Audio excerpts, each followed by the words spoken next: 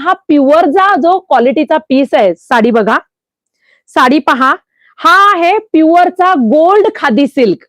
Gold khadi silk. अतिशय सुंदर. आज एका क्लायंटने व्हिडिओ पाठवला होता. एवढं हसू आलं, की बदकं पाण्यामध्ये पोहत चाललेली असतात रांगात आणि पाण्यामध्ये पोहत असतात आणि त्या बदकांचं बघून ती कोंबडी पण पाण्यामध्ये उतरते आणि त्या बदकांसारखं पोहायला जाते.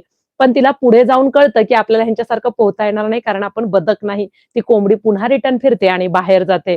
क्लायंटने हा व्हिडिओ पाठवला आणि फक्त खाली हसायचा सिम्बॉल पाठवला आणि त्यावरती मोठं वाक्य लिहिलेलं होतं. आता ते वाक्य काही मी बोलत नाही, पण ह्याच्यावरून तुम्हाला काय बोध घ्यायचा तो घ्या, की आवर्जून समोरच्याचं शिकावं, पण शिकून आपण त्याच्यासारखं बनू असं नसतं. शेवटी ज्याच्या त्याच्यातली कला त्याच्यात असते, ती आत्मसात करायची असते आणि आपल्या पद्धतीने आपल्या वाटेवरती चालायचं असतं. बदक पाण्यात तरंगू शकतं, कोंबडी नाही.